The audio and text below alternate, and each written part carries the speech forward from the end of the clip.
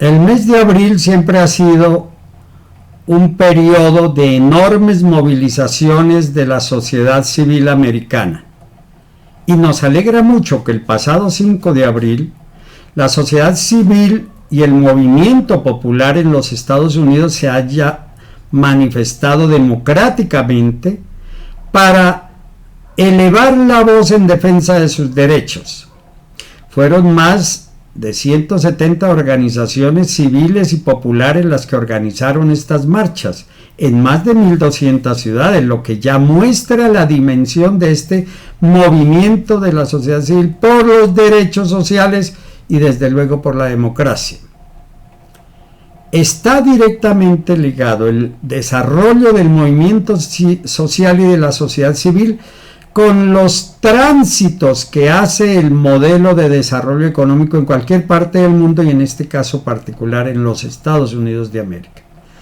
Recordemos que abril de 1968 fue también el mes que más exaltó la movilización popular a nivel mundial y particularmente en los Estados Unidos. Recordemos, fue el mes de abril de 1968 cuando la sociedad civil americana y los trabajadores y el movimiento universitario y estudiantil iniciaron de manera contundente la derrota en la guerra de Vietnam de los Estados Unidos. Es decir, esta gran expresión social y popular del movimiento estudiantil y de trabajadores y de empleados y de la sociedad civil americana fue la que en abril de 1968 abrió las puertas para ponerle fin a la absurda guerra en Vietnam. Como igualmente fueron las grandes movilizaciones de las negritudes de los Estados Unidos por sus derechos, que lamentablemente culminó en ese momento con el asesinato del gran presbítero Martin Luther King, a quien desde luego hemos siempre admirado por haber elevado la voz de los derechos de las negritudes, pero ante todo la voz de los derechos humanos de toda la población mundial. Pero fue igualmente la movilización contra el asesinato de Robert Kennedy, este hombre que tenía una apariencia democrática y que mostraba la enorme contradicción al interior de la sociedad, de las élites de los Estados Unidos, incluso del mismo Partido Demócrata, y que culminó desde luego con el gobierno de Johnson y el triunfo de los republicanos de Nixon, que bastante problema tenemos para resaltar y analizar en otro capítulo. Igualmente en el mundo entero, recordemos que fue en México del 68 en abril que ocurrió la masacre contra la movilización estudiantil más grande mexicana y que culminó con la masacre de la plaza de Tlatelolco, la misma plaza que hoy llena la presidenta Claudia Sheinbaum para defender los derechos del pueblo mexicano. Y fue desde luego la más importante o famosa movilización de los estudiantes franceses, que condujo a el auge del movimiento universitario y estudiantil en 1968 en París, en mayo, el famoso Mayo de París, y que además de levantar los derechos por la autonomía universitaria, que en el caso de América Latina y de Colombia, después de haberla conquistado en la Constitución del 92, la hemos perdido porque los consejos superiores universitarios la han secuestrado. Y de igual manera, entonces, además de pelear contra la guerra en Vietnam, por la autonomía universitaria, por los derechos de los negros, por los derechos de los trabajadores, coincidimos este año en abril, el 5 de abril, las grandes movilizaciones populares. Y entonces allí se une la lucha de los derechos de la sociedad civil frente al modelo al modelo que hoy implementa el presidente Trump. Ese modelo que tiene sus más y sus menos, su blanco y su negro, es decir, mientras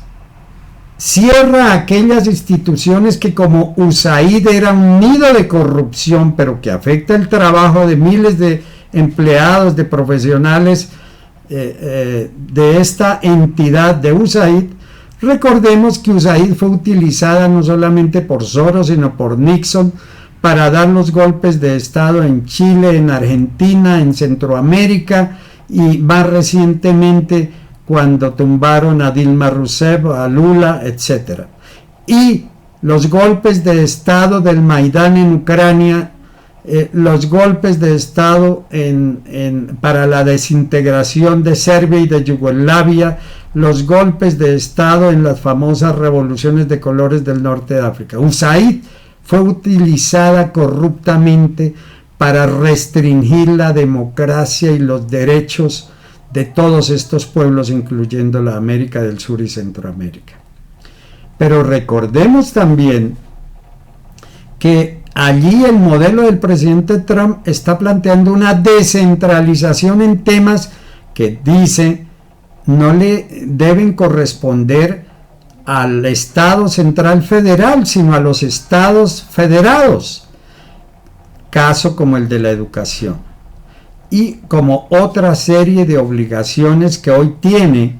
el Estado federal en relación a los estados federados. Bueno, ese es un tema que se profundizará en la medida en que avance el modelo económico. Pero el eje del modelo económico, como lo he dicho ya en varios videos, no es otro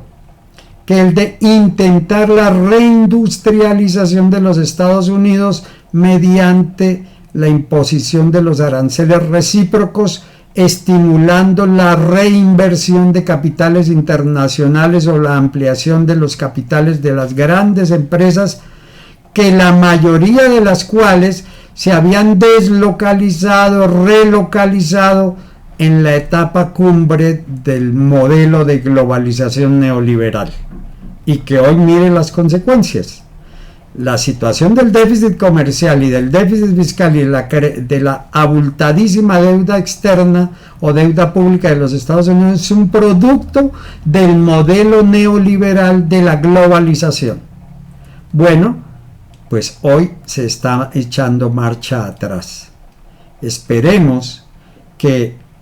los aranceles recíprocos que entrarán en vigencia el próximo 9 de abril, como ya lo anunció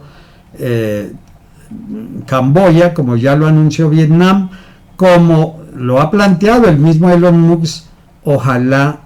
pueda llegar a un libre comercio, es decir, a una relación comercial sin aranceles entre Estados Unidos y Europa, entre Estados Unidos y los demás países, pero en particular que se encuentre la senda de una buena negociación comercial, económica, entre China y los Estados Unidos, para que la economía mundial tenga menos traumas, pero además para que se desactive el modelo especulativo financiero, que es el que ha tenido vigencia desde 1993 con el consenso de Washington para acá. Ha tenido vigencia, es el modelo especulativo de las bolsas de valores, que no crean valor sino inflan de manera oportunista los precios de todo. La muestra es la reciente derrota que la tecnología china,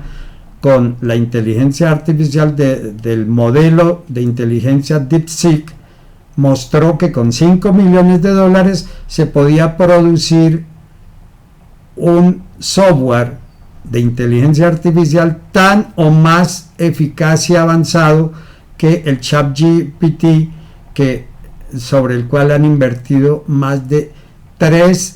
trillones, es decir, la diferencia es significativa. Luego eso muestra que mientras en China estaba produciendo a costos reales, en los Estados Unidos estaba produciendo a costos de corrupción y oportunismo financiero especulativo.